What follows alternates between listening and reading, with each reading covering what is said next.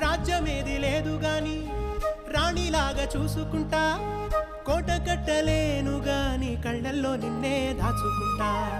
రాత ఎట్లా రాసి ఉన్నా ఆ మార్చి నీతో రాసుకుంటా. స్వర్గమంటూ ఉన్నదంటే అది నీతోనే ప్రతిరోజు పంచుకుంటా.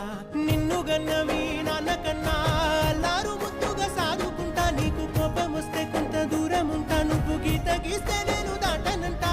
కంట నీరు కంటి రెప్ప దాటకుండా కాటుకై కావలు